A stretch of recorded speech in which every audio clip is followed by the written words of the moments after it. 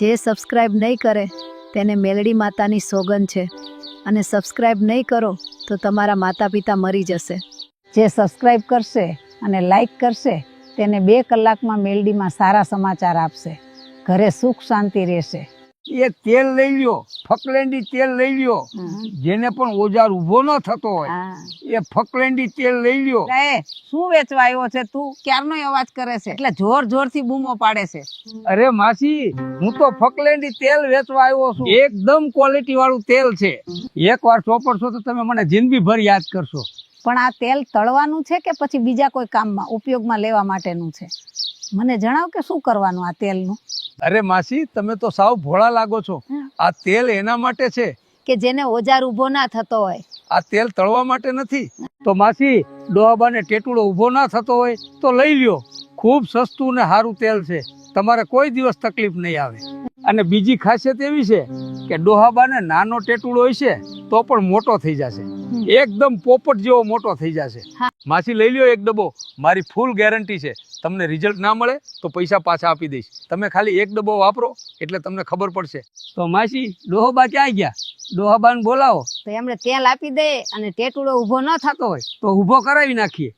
અરે ડોહો તો અંદર હૂતો છે, એને ઊભો નતો થતો એટલે મોઠિયા મારતો તો. એટલી વારમાં તું આવી ગયો. ઓહ, તો હું સાચી જગ્યાએ જ આવ્યો છું. તો તમારે તેલનો એક ડબ્બો નહીં પણ 4-5 ડબ્બા લેવાની જરૂર છે. તો માસી, ડોહાબાને બોલાવો તો એમને ટેટુડો ઊભો કરી આપીએ. અને ડોહાબાને જિંદગીભર રાહત મળશે અને તમને આનંદ મળશે. હા, હારું હેડ, હું ડોહાને બોલાવીને આવું અને તું અહીંયા જ બેઠો રહેજે, કેમ કે મારે તેલ તો લેવું પડશે. કેમ કે હવે ડોહાને કાઠું કામ છે. કલાક મથે ત્યારે એને ટેટુડો ઊભો થાય છે. એમાં પણ એને 4 ઓગળનો ટટુડો છે. હું તો હવે કંટાળી છું આ ડોહાથી. ક્યારે એને ટાઈમ પર ટટુડો ઊભો થતો થતી, પછી હું તો કંટાળીને હુઈ જાઉં છું. હા માસી, એ વાત તો સાચી. તમારી હવે ડોહાબાની ઉંમર થઈ ગઈ. હવે 60 વર્ષ થાય એટલે પછી ટેટુડો ઊભો ન થાય.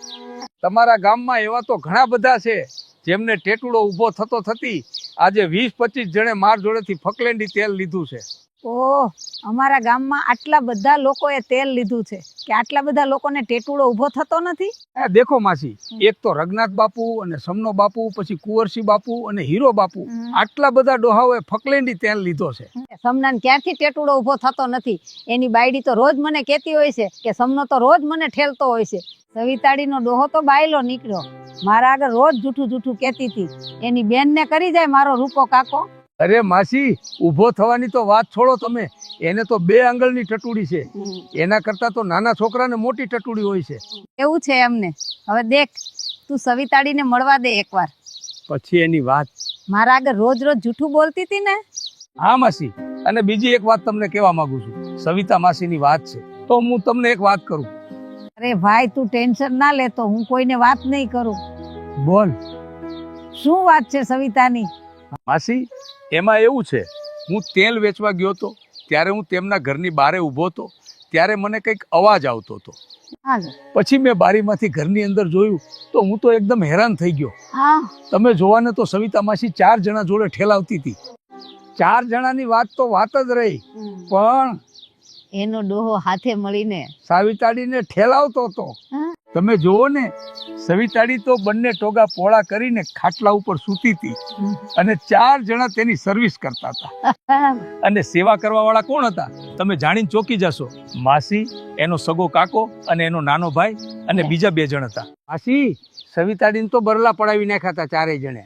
તો એ હાવીડી શું કહેતી હતી ખબર છે? એમ કહેતી હતી કે હજુ ઊંડો ઘાયેલો. પછી તો 2 જણા એક જ હોલમાં પહેડી નાખ્યો તોય તેને અસર ના થઈ. યાર, સવિતાડી 1 નંબરની ઉઠણ છે. ઓહો, એવું છે એમ? મને તો હવે ખબર પડે છે કે સવિતાડી આવી નાગી છે. એના સગા ભાઈ અને કાકાને પણ ના છોડ્યા. કેવી કહેવાય ભોસની. સાચી વાત છે માસી. હવે આવી ગેલઠોક બાયડીઓનું આપણે શું કરી શકીએ? એમની મરજી. એમને જેમ ઠેલાવવું હોય એમ ઠેલાવે. આપણે કોણ કેવા વાળા?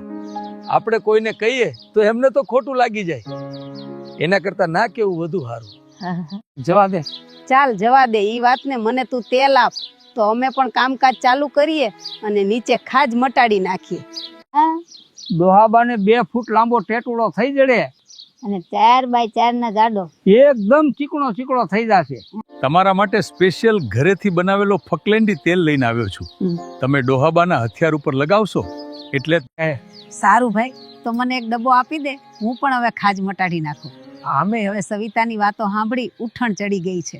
લો માસી, આ તેલ અને તમે મટાડી નાખો તમારી ખાજ, અને ડોહાબા હાથે ફૂલ મસ્તી અને મોજ કરો ગમે એમ. જે સબસ્ક્રાઇબ નહીં કરે તેને મેલડી માતાની સોગંદ છે, અને સબસ્ક્રાઇબ નહીં કરો તો તમારા માતા પિતા મરી જશે. જે સબસ્ક્રાઇબ કરશે અને લાઈક કરશે તેને 2 કલાકમાં મેલડીમાં સારા સમાચાર આપશે. ઘરે સુખ શાંતિ રહેશે.